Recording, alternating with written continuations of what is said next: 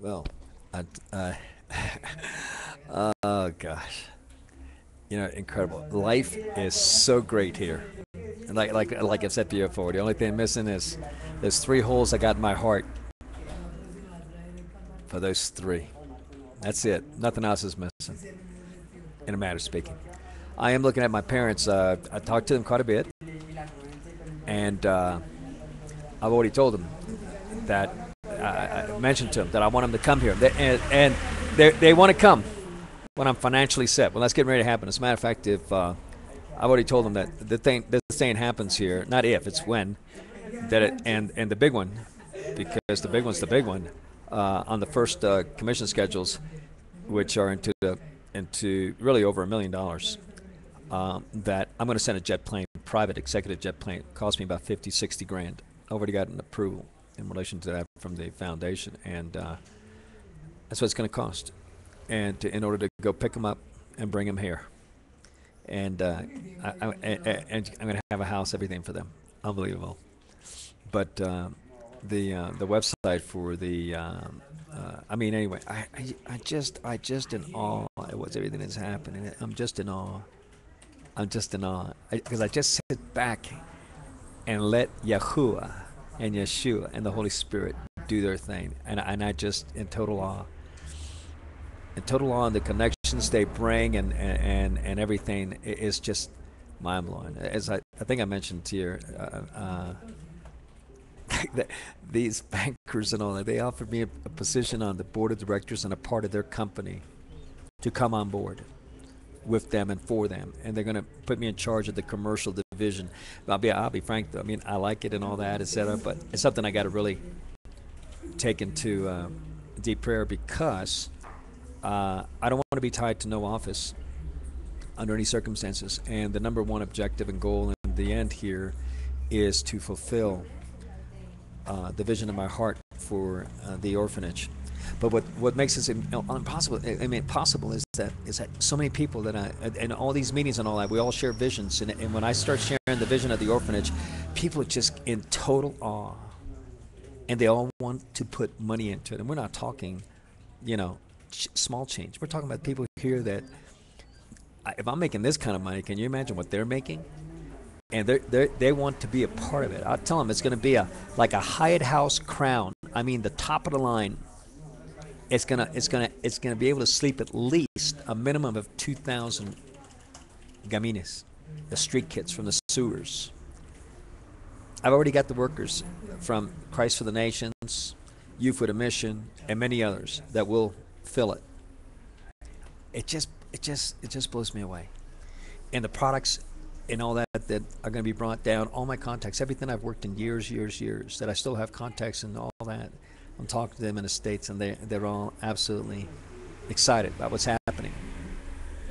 Many of them are very close friends. They've also know my personal life and what's happened to me, what was done to me by the court system, and so on. And they're just it's incredible. It's incredible. Absolutely phenomenal. How many people are the family I'm with? They're Christians. Like I said, I'm talking to them about being Nazarenes, about the Nazarene faith and the difference and all. And they pray every day. They're praying for me. My parents are praying for me. I got so many people here praying for me. It's mind blowing, because it is at the moment from day to day financially, no question about that. But that's getting ready to break here in the next 21 days from the sale of the lands and the purchase. And I just sit back and watch in awe. But like I've said before, also in a sadness. There's a sadness.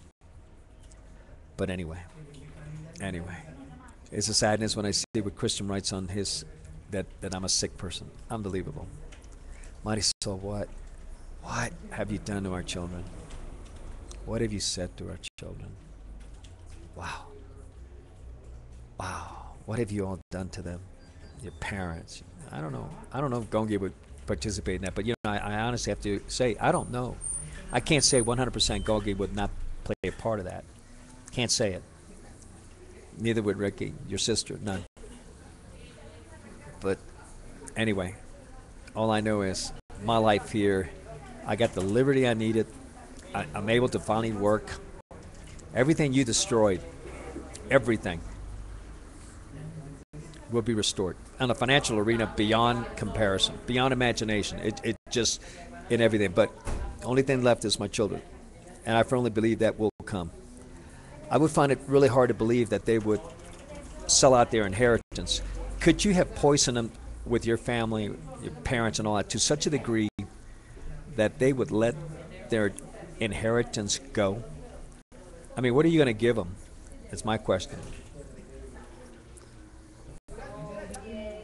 Can you even put them through university? I can, down here. I can pay for the whole thing, 100%. The foundation's already approved it. Everything, all their needs met forever, never having to care financially. And hopefully they would get involved in all of this with the orphanage and everything and the businesses and all that, because somebody's got to take it over. But like I said, hey, right now I got no heirs, but I will be having heirs. I'm excited about that. Absolutely excited about that. You know, the measure of a person's life, I've said this for a long time, I don't know if I said it to you, is upon their death, is this. How many people are going to come? Well, let's take you, for instance. Or let's take your father, who I call your husband, and you know why. Is how many people are going to come to his funeral in which he changed their lives? How many people are coming to your funeral because you changed their lives for the better?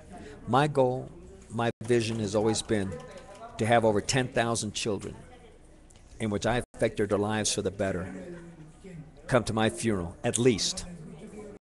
At least. And it's going to happen. It's going to happen. I'm going to change their lives through the power of this financial arena, thing that's happening that Yeshua has opened up. I'm going to keep my promise to him to open up that I made in 1970. I was here from September, October, and November of 1970. And when I saw those kids in the sewers, come out of the sewers, selling shoe shine or lottery or jewelry or newspapers, what a sadness. Never forgotten that. They're still here today. Children still do the same thing. I'm going to put 10,000 of them will come, I'm believing, for my funeral, that I'll have affected that many lives. I'm going to, I believe firmly, appear before Yeshua, and he's going to say, well done, faithful servant. No matter what came at you, even when you lost everything, because you took everything, Marisol. He said, well done. You never sold out your faith, Jaime. Come into the kingdom and look at your reward. I am, in awe. In awe. It's just unbelievable. Like I said, I got people that want to take me here. My buddy in the back, Alfonso. He's got a lovely family. Let's see. Let's see if I can see him back there. I can't see them. They're back there somewhere. His daughter and his wife, and so on. And he's saying, he was telling me, yeah, like I said, I mean, all this is happening because you kept the faith. You didn't sell out. You didn't sell out. You kept believing that he would be faithful, Yeshua, and he is. But, you know, think about it. This is 2010, and this vision came about in 1970. And then all those prophecies from Kenneth Hagin, Dick Mills, Lester Summerall, and others. And back in 84, well, really 85. Just about all of them were in 85. But anyway, the vision in my heart was 1970, and here we are, 2010. 40 years. What a testimony. What a testimony. Unbelievable. But anyway, so for my children, this is kind of like a diary is what I'm going to do. I'm going to keep recording these. Hopefully that YouTube doesn't cut them. I'm noticing it's already cutting. I don't know what to do about it. That's YouTube. But anyway, as a diary, every day, every other day, whatever, so that down the road my children will have all these. But anyway, hey, listen, we'll have a great weekend. And you're probably working tomorrow, Saturday. You need to. And we go from there. Tell my children that I love them. Later.